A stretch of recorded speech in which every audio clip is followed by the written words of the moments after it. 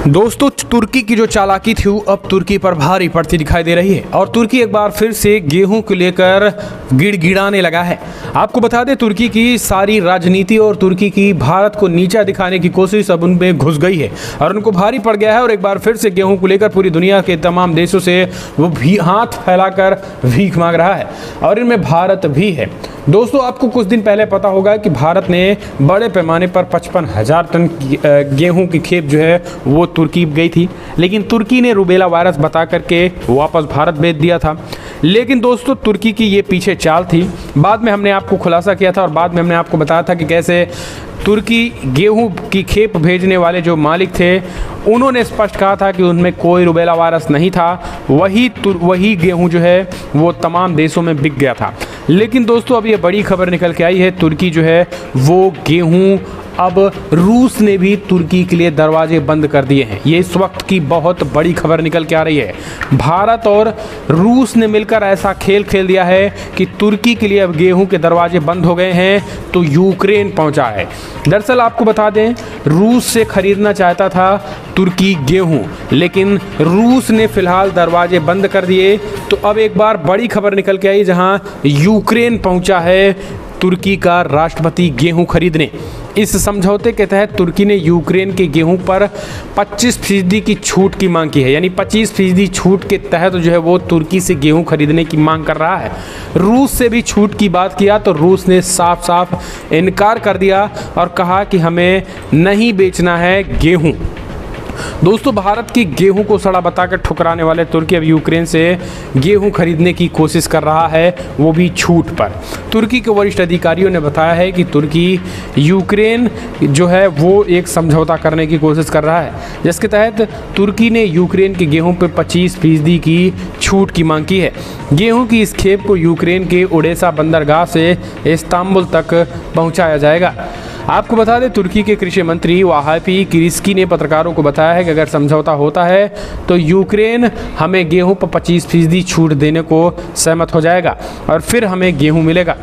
किरिस्की ने इससे पहले बताया था कि यूक्रेन अपने बंदरगाहों की घेराबंदी को लेकर चिंतित है।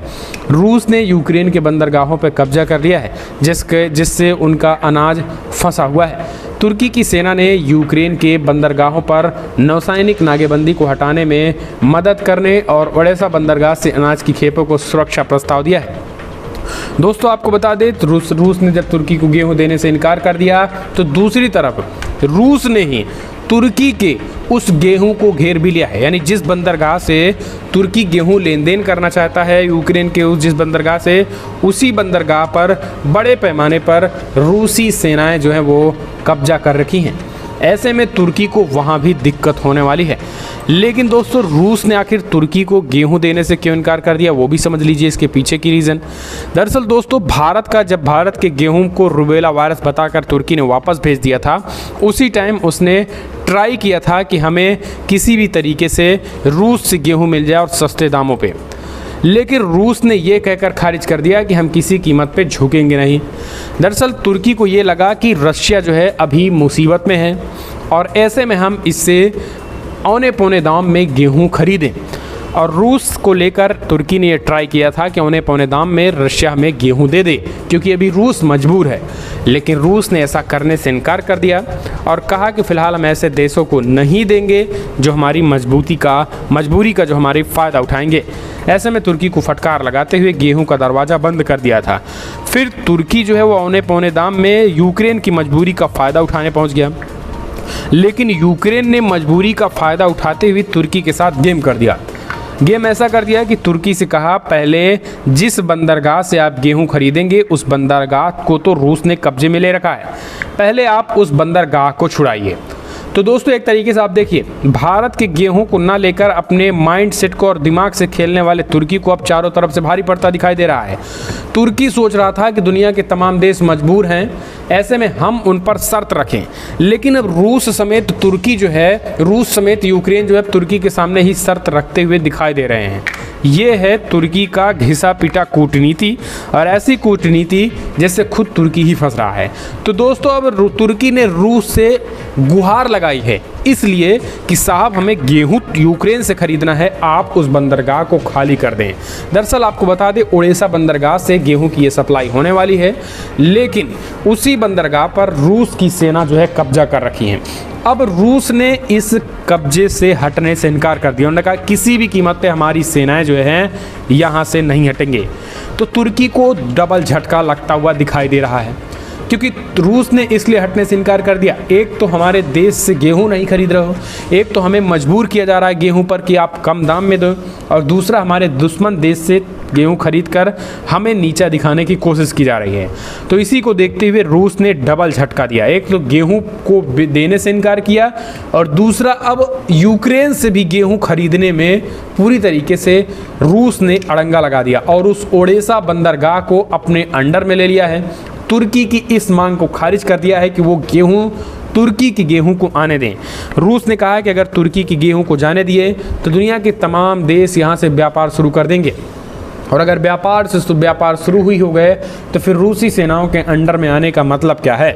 तो इसीलिए रूसी सेनाओं ने और रूस की सरकार ने तुर्की के इस प्रस्ताव को खारिज कर दिया। दोस्तों, तुर्की की सेना ने यूक्रेन के बंदरगाहों पर नौसैनिक नाकाबंदी को हटाने में मदद करने के लिए ओडेसा बंदरगाह से अनाज के खेपों की सुरक्षा का प्रस्ताव दिया था, लेकिन पूरी तरीके से रूस ने ये कहकर खारिज कर दिया कि हमें न तो आपके प्रस्ताव को मंजूरी देंगे हम, ना ही हमें आपसे कि आपके सेना से कोई मदद चाहिए। तो ये साफ साफ जो है, अब यूक्रेन ने दरअसल चतुराई खेली थी। यूक्रेन ने चतुराई इसलिए खेली थी कि तुर्की से ये कहकर हम रूस के जो सैनिक हैं वहाँ से बंदरगाह से रूसी सैनिकों को हटवाएंगे और एक तरीके से हम यूक्रेन के उस बंदरगाह को फिर से मुक्त कराएंगे। पर रूस ने ऐसा होने ना दिया, और ना ही तुर्की को गेहूं मिलेगा और ना ही यूक्रेन का वो बंदरगाह खाली होगा। तो ये करारा झटका लगा है। अब आप समझ लीजिए, पुतिन को लेकर जो चीज़ें निकल के आई वो करारा झटका है। अब रूस के सस्ते तेल को हाथ से जाने नहीं देगा भारत, ये भी एक बड़ी खबर है। दोस्तों, आपको बता दें, रूस जो सस्ते तेल दे रहा है, भारत ने एक बड़ा कदम उठा दिया है। भारत ने पश्चिमी देश से रूसी तेल और गैस खरीदारी के लिए जो है वो बड़े कदम और 25 गुना जो है बढ़ोतरी करेगा। यानी तेल खरीद में भारत ने रूस के साथ 25 गुना बढ़ोतरी को लेकर ये बड़ी खबर निकल के आई कि 25 गुना जो है वो बढ़ोतरी करने की तैयारी है। अब आप समझिए, 25 गुना बढ़ोतरी करेंगे तो फिर एक बड़े पैमाने पर तेल खरीद जो है वो रूस से होने वाला है और जल्द ही होने वाला है। तो ये एक बड़ी खबर निकल के आ रही है। फिलहाल दोस्तों, आप इसे कैसे देखते हैं? अगर आप भी मानते हैं कि रूस के साथ भारत को डील रखनी ही चाहिए, रूस भारत का सच्चा दोस्त है, तो इस वीडियो को लाइक करें। पल पल के अपडेट के लिए चैनल को सब्सक्राइब